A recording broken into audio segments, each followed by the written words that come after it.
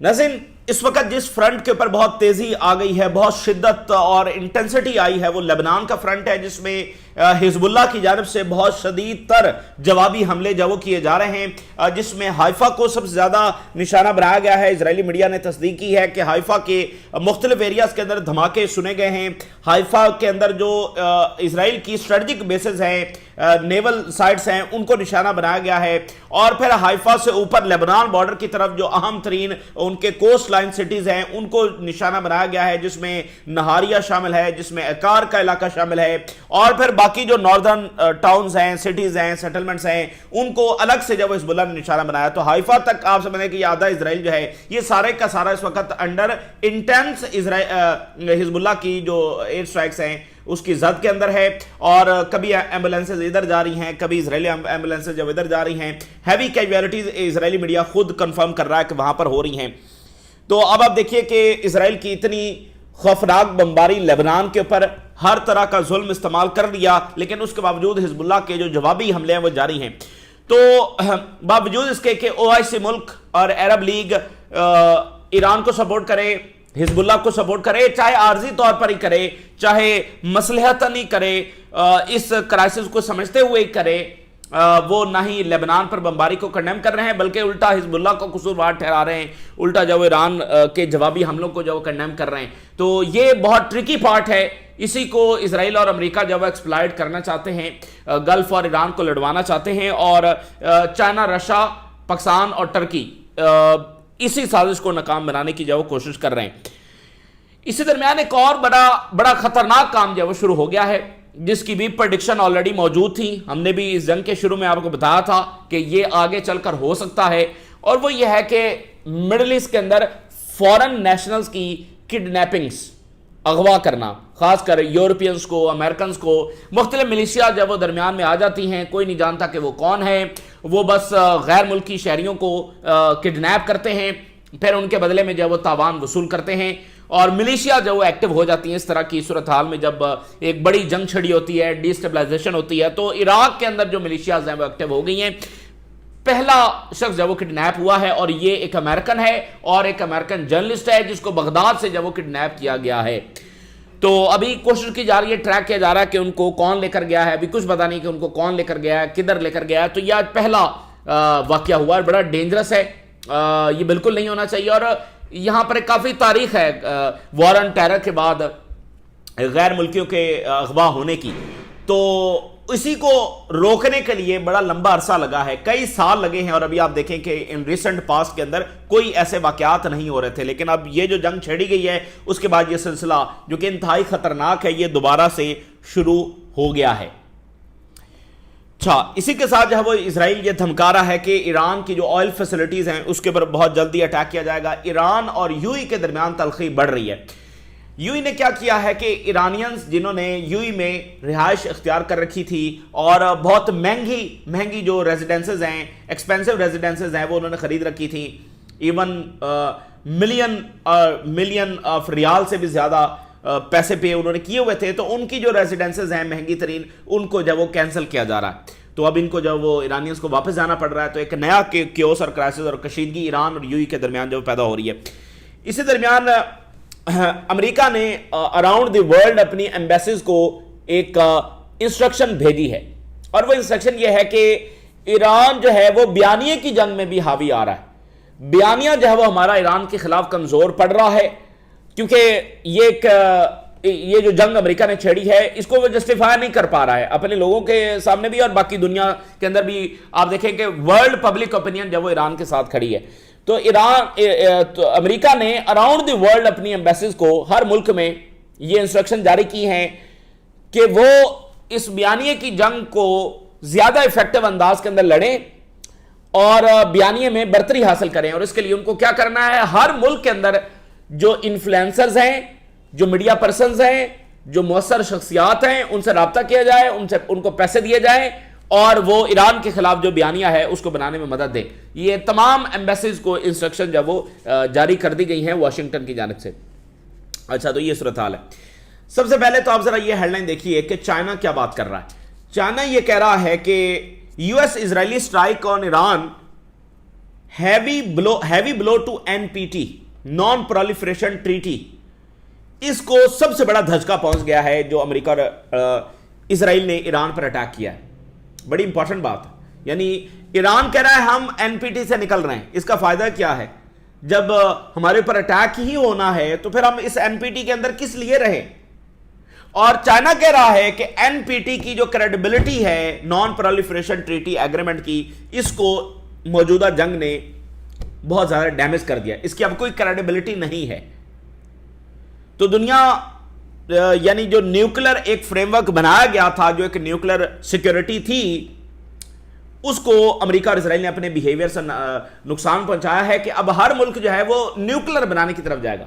अच्छा, अभी 48-72 घंटे पहले जो है वो IAEA का जो चेयरमैन है, डायरेक्टर है, वो चाइना के अंदर मौजूद था और चाइना के मीडिया को उसने इंटरव्यू दिया और उसने कहा कि दुनिया में जो अगला न्यूक्लियर स्टेबिलिटी और सिक्योरिटी का गारंटर बन सकता है वो चाइना है, अमेरिका और यूरोपीय यूनियन नहीं है, वेस्ट नहीं है।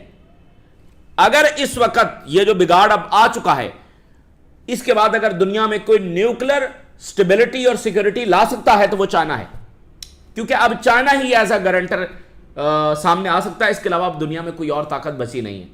ये IAEA का चीफ वहां पर ये बयान देकर आ रहा है चाइनीज मीडिया पर, और अब चाइना ये बात कर रहा है कि एनपीटी जो है वो फारिग हो चुका है और वो डैमेज हो चुका है। ये बड़ा इंपॉर्टेंट एस्पेक्ट है। देखें, अगर दुनिया में बहुत सारे मुल्क न्यूक्लियर बना लेंगे तो कहीं ना कहीं तो फिर न्यूक्लियर वॉर हो ही जाएगी। तो ये इंसानियत का बहुत बड़ा असासा था कि जो न्यूक्लियर स्टेबिलिटी दुनिया में रही है, इजराइल ने जो खुफिया तौर पर न्यूक्लियर बनाए हैं, आप देखिए कि उसी का खमियाजा आज हम भुगत रहे हैं। अगर इजराइल के पास न्यूक्लियर ना होता और वेस्टर्न ये बेलगाम सपोर्ट ना होती तो ये जंगें भी नहीं होना थी। ठीक है, क्योंकि इजराइल को न्यूक्लियर बनाने दिया गया और खुफिया तौर पर उसको कैरी करने दिया गया, तो वो इतना बदमाश बना फिरता। अगर उसके पास न्यूक्लियर ना हो तो भी वो इतना बदमाश नहीं बनेगा। तो न्यूक्लियर का ज्यादा बनना ये दुनिया के फायदे में तो नहीं है, दुनिया की सिक्योरिटी के फायदे में तो नहीं है, लेकिन अमेरिका और इजराइल इसी तरफ दुनिया को धकेल रहे हैं। तो अब दुनिया को बचाने के लिए उन ताकतों का आगे आना जरूरी है जो इन रियल वे स्टेबिलिटी और सिक्योरिटी और प्रॉस्पेरिटी लेकर आए। अच्छा, इसी दरमियान चाइना मजीद आगे बढ़ रहा है। ये जो सारे निगोशिएशंस हो रहे हैं ये थ्रू पाकिस्तान हो रहे हैं, और पाकिस्तान कहां पर है, कहां पहुंचा हुआ है चाइना। फोन कॉल्स भी हो रही हैं, फॉरेन मिनिस्टर भी वहां पर गए हैं। तो यानी पाकिस्तान में होने का मतलब यह है कि ये चाइना इसमें मौजूद है। तो चाइना अपने आप को मजीद आगे बढ़ा रहा है as a negotiator, as a guarantor, और वो फैक्टर जो मिडिल ईस्ट में अमन ला सकता है। चाइना, जॉर्डन और गल्फ कंट्रीज, इनकी एक ट्रायलेटरल मीटिंग होने जा रही है अगले 24-48 घंटों के अंदर। यह बड़ी गैर मामूली मीटिंग है जिसमें जॉर्डन भी है, जिसमें गल्फ भी है और जिसमें चाइना भी है। अब देखिए, इसमें मिस्र नहीं है, क्योंकि मिस्र में अमेरिकी बेसेस नहीं है और वहां पर ईरानी हमले नहीं हो रहे हैं। हमले कहां पर हो रहे हैं? जॉर्डन में अमेरिकी बेसेस पर और गल्फ में अमेरिकी बेसेस पर। तो उनके साथ चाइना जो मुलाकात करने जा रहा, बड़ी ये इंपॉर्टेंट मुलाकात है। और CNN ने यह रिपोर्ट किया है कि पाकिस्तान काम कर रहा है कि स्ट्रेट ऑफ हॉर्मज़ से कैसे जहाजों को सेफली जब वो गुजारा जाए। मीनवाइल जो प्यूटन हैं, उनकी UAE के सदर के साथ कॉल पर बात हुई है। ठीक है ना, UAE के सदर के साथ आपको पता है कि सारे मामला जो UAE के साथ हैं, अभी पाकिस्तान के फील्ड मार्शल भी वहां पर गए हुए थे। और रशिया के फॉरेन मिनिस्टर ने इससे पहले कहा कि असल जो साजिश है वो गल्फ और ईरान को लड़वाना है। तो रशिया और चाइना और पाकिस्तान और तुर्की ये कोशिश कर रहे हैं कि ये साजिश किस सूरत जब वो कामयाब ना हो। तो प्यूटन जो है वो UAE के सदर से बात कर रहे हैं, और UAE ये कह रहा है कि हम एक इंटरनेशनल अलायंस बनाएंगे ईरान के खिलाफ। और रशिया जब वो ईरान को इंटेलिजेंस दे रहा है और अमेरिकी बेसिस के हवाले से, जो कि UAE में है, सऊदी अरेबिया में है, कतर में है, बाकी जगहों पर, उसकी इंटेलिजेंस भी रशिया दे रहा है, और ड्रोन्स की सप्लाई भी रशिया दे रहा है, और रशिया इनसे बात भी कर रहा है। तो एक पोजीशन है जो रशिया ने ले ली है कि भाई इस जंग को इस अंदाज में देखा जाए कि ईरान पर हमला हुआ है, एक मिस एडवेंचर हुआ है जिसकी कोई जरूरत नहीं थी। अब ईरान ने रिस्पॉन्ड करना है और वो रिस्पॉन्ड करेगा। ठीक है, तो इस तनाजुर में देखा जाए और इसी तनाजुर के अंदर जो डिप्लोमेटिक एफर्ट्स हैं वो की जाए, बजाय इसके कि सिर्फ ईरान को मुर्दे इल्जाम ठहराएंगे तो उससे मसला हल नहीं होगा। तो ये काफी कॉम्प्लेक्स मामला है। यानी रशिया अरब ममालिक से बात भी कर रहा है, लेकिन वहीं पर जो अमेरिकी बेसेस हैं उसकी इंटेलिजेंस भी ईरान को दे रहा है। تو یہ کافی کمپلیکس معاملہ۔ مین وائل جو قطر کے فارن منسٹر ہیں اور پرائم منسٹر بھی ہیں، ان کی دوحہ میں برطانیہ کے جو ڈیفنس منسٹر ان کے ساتھ ملاقات ہوئی، کافی کچھ یہاں پر چل رہا ہے۔ مین وائل سینٹ کام نے کیا کیا؟ سینٹ کام نے ایک ایمیج جاری کر دی ہے جس میں B-2 بامبرز کو ری فیول کیا جا رہا ہے سعودی عربیہ کی جو ایئر سپیس ہے اس کے اندر۔ اب آپ کو بتایا کہ ویسٹرن میڈیا سعودی عربیہ کے حوالے سے یہ خبریں چلا رہا ہے کہ جناب علی سعودی عربیہ شامل ہے اس جنگ میں اور براہ راست سپورٹ کر رہا ہے، اور یہ بھی امریکہ کو کہہ رہا ہے کہ وہ جنگ جاری رکھے ایران کے خلاف، جو کہ ظاہر ایک پروپیگنڈا ہے اور سعودی عربیہ سے ڈینا کر رہا ہے۔ اب دیکھیں نا، سینٹ کام کو یہ تصویر جاری کرنے کی ضرورت کیوں پیش آئی؟ ایک بہت مکاری اور چالاکی یہاں پر دکھائی گئی ہے تاکہ یہ بتایا جا سکے کہ سعودی عربیہ ہمارے ساتھ ہے۔ تو ان کی ایئر سپیس کے اوپر B-2 بامبرز ری فیول ہو رہے ہیں، اس تصویر کو جاری کرنے کا مقصد کیا ہے؟ صرف یہ دکھانا ایران کو کہ دیکھو دیکھو سعودی عربیہ ہمارے ساتھ۔ تو یہ ساری سازشیں بھی یہاں پر چل رہی ہیں۔ ایران کے جو صدر ہیں ان کو کال ریسیو ہوئی ہے یورپین جو کونسل کے پریزیڈنٹ ہیں ان کی کال موصول ہوئی ہے، اور ایران کے صدر نے کہا کہ اسٹریٹ آف ہرمز جو ہے وہ صرف اگریسرز اور ان کے سپورٹرز کے لیے بند ہے، اگر آپ ان کے سپورٹرز نہیں ہو تو یہ آپ کے لیے کھلا ہے۔ اور ایران کے صدر نے وارن کیا کہ اگر کوئی اور ملک اس جنگ میں شامل ہوگا اور ہمارے اوپر اٹیک کرے گا تو اس کے سیریس کانسیکوینسز جب آئیں گے۔ نتنیاہو یورپینز کو کہہ رہا ہے کہ تم بڑی جو ہے وہ کریج نہیں دکھا رہے، تمہیں ایران پر جنگ میں حصہ جو ہے وہ بننا چاہیے، یہ ساری وہ باتیں کر رہا ہے، اور یورپین کونسل کے صدر ایران کے صدر کو کال کر رہے ہیں۔ تو یہاں پر کچھ یورپین حکومتیں سٹانس بھی لے رہی ہیں، اٹلی، اسپین اور فرانس مسلسل رابطے میں بھی ہے ایران سے۔ تو کیا اس کا کوئی لنک ہے کہ ایران سے جو رابطہ ہے اور ادھر پھر وہ کچھ اقدامات بھی اٹھا رہے ہیں؟ کیونکہ ایران نے کہا ہے کہ اسرائیلی ایمبیسڈر کو نکالو تو اسٹریٹ آف ہرمز تمہارے لیے کھلا ہوا ہے۔ تو کیا یہ کوئی ایسی بیہائنڈ دا سین کوئی بات چیت چل رہی ہے کہ وہ یورپین کچھ اقدامات اٹھا رہے ہیں، ایئر سپیس بند کر دی، اس کا مطلب کہ ملٹری پرپز کے لیے وہ استعمال نہیں ہو رہے، وہ بتانا چاہ رہے ہیں ایران کو، تو ایران ان کے لیے کوئی کنسیشنز دے؟ کیا یہ اس کا تعلق اس بات سے ہے؟ لیکن کافی یورپین ملک جو ہے وہ ایران کے ساتھ رابطے میں ہے، ایران ان کو ایک ہی بات کنوے کر رہا ہے کہ بھائی ہم تو اسٹریٹ آف ہرمز آج تک بند نہیں کیا، اگر کیا ہے تو ان کے حملے کی وجہ سے کیا ہے، اور یہ انہی کے لیے بند ہے، باقی کسی کے لیے بند نہیں ہے۔ جس کی بیسز استعمال ہوگی، جس کی ایئر سپیس استعمال ہوگی، جو لاجسٹک سپورٹ دے گا، اس کے لیے بند رہے گا۔ اچھا، اسی درمیان جب وہ حزب اللہ، ٹھیک ہے نا، ان کے شدید تر حملے اس وقت ہوئے ہیں، بہت انٹینس اٹیک جب انہوں نے کیا ہے، جس میں راکٹس بھی ہیں، جس میں میزائل بھی ہیں، جس میں ڈرونز بھی ہیں، اور ہائفا اور ناردرن اسرائیل جو ہے وہ یہاں پر اٹیکس کیے گئے ہیں۔ ہائفا کے اندر جو اٹیک ہوا ہے اس میں جو سٹیلا مارس بیس ہے، یہ نیول بیس ہے، اور یہ اسٹریٹجک بیس ہے، اس کو جناب علی گائیڈڈ میزائل کے ساتھ نشانہ بنایا گیا۔ یہ ان کی سب سے بڑی نیول بیس آپ اس کو کہہ سکتے ہیں، سب سے اسٹریٹجک لیول کی نیول بیس کہہ سکتے ہیں۔ اور ان کی چالاکی دیکھیں، جہاں پر انہوں نے یہ بیس بنائی ہے اس کے ساتھ ہی ایک ہنڈریڈز آف ایئرز کا ایک پرانا چرچ بھی موجود ہے، تو اس کے بالکل ساتھ جا کر انہوں نے یہ بیس بنائی ہے تاکہ کل کو یہاں پر کوئی جنگ ہو اور حملہ ہو تو ہم کہیں گے دیکھو یہ فلاں ملک جو ہے وہ چرچز کے اوپر اٹیک کر رہا ہے، یعنی ایران کر رہا ہے، حزب اللہ کر رہا ہے، دیکھو یہ چرچز کے اوپر یہ اٹیکس کر رہے ہیں۔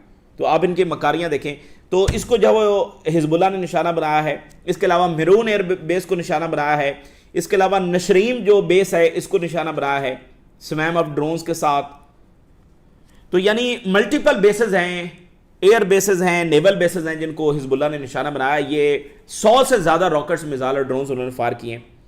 اسرائیلی میڈیا بتا رہا ہے کہ ہائفا میں بہت سارے ایسی لوکیشنز ہیں جہاں پر میزائل گرے ہیں اور راکٹس گرے ہیں، کم سے کم 15 راکٹس جو وہ ہائفا کے اوپر فائر کیے گئے ہیں، اور جو ہائفا بے کا ایریا ہے یعنی کہ جو بندرگاہ کا ایریا ہے وہاں پر بھی ڈرونز، میزائل اور راکٹس آئے ہیں۔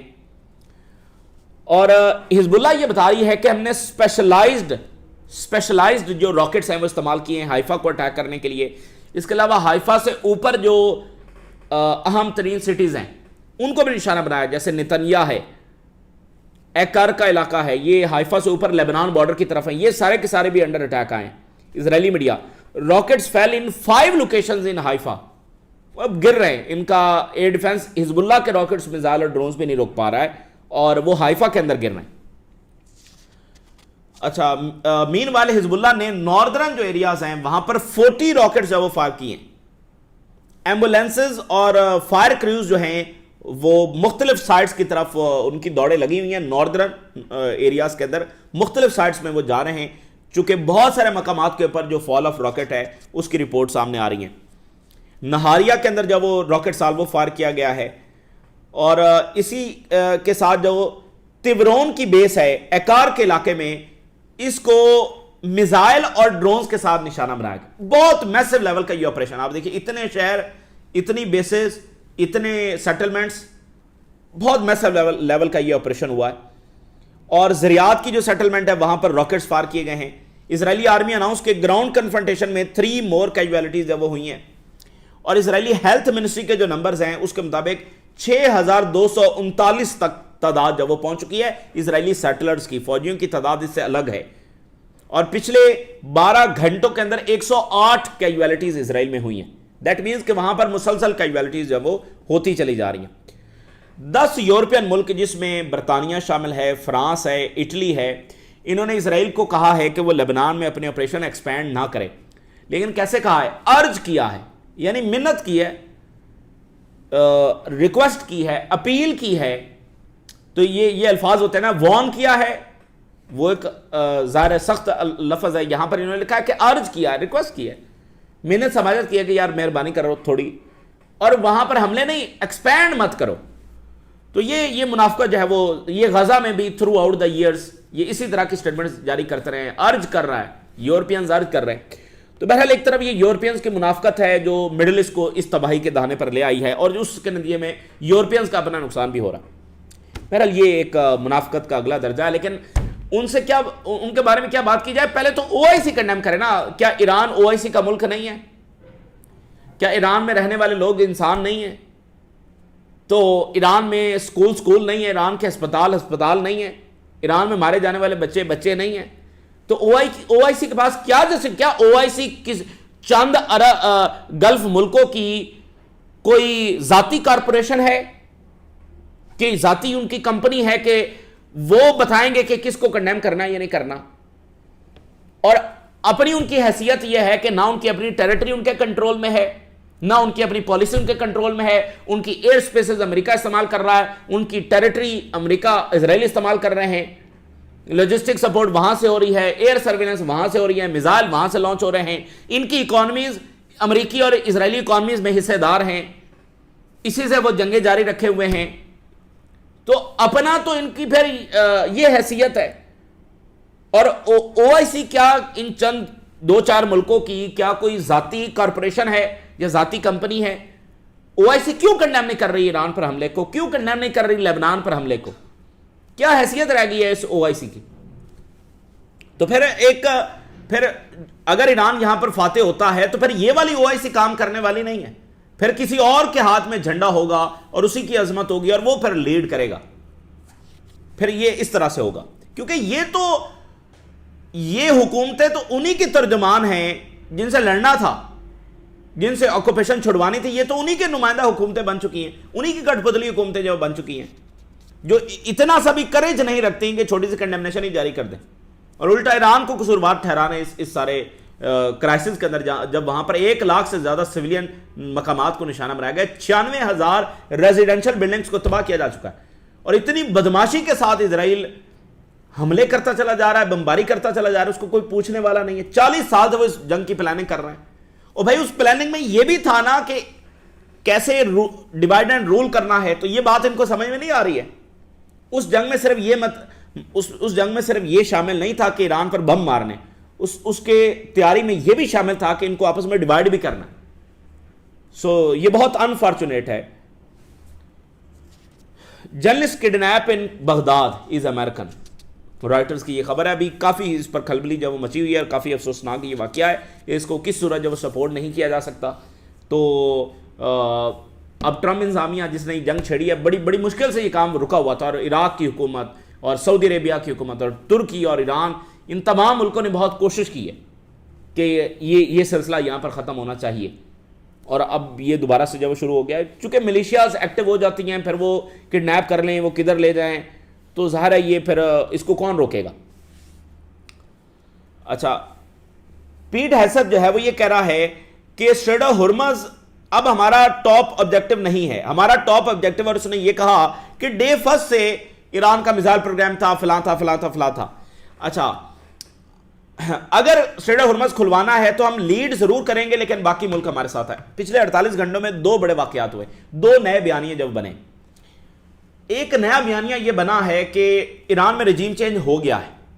اس کو ٹرمپ نے بھی پہلے کہا, پھر وائٹ ہاؤس نے کہا, پھر باقی جو ان کے عہدیدار ہیں وہ بھی اب اسی طرح سے بات کر رہے ہیں کہ رجیم چینج ہو گیا ہے. اچھا دوسرا جو بیانیہ انہوں نے بنایا ہے وہ یہ ہے کہ اسٹریٹ آف ہرمز جانے اور باقی دنیا جانے. پہلے ٹرمپ نے کہا کہ جس نے تیل لینا ہے جا کر لے لے, ہم اسٹریٹ آف ہرمز نہیں کھلوائیں گے. اور اب یہ پیٹ ہیسپ نے یہ بات کی ہے پہلی بار کہ اسٹریٹ آف ہرمز ہماری پریورٹی نہیں ہے, وہ بند ہے تو بند ہے, اگر کھلوانا ہے تو پھر باقی ملک آئیں اور پھر ہم لیڈ کر لیں گے, لیکن ہماری وہ پریورٹی نہیں ہے.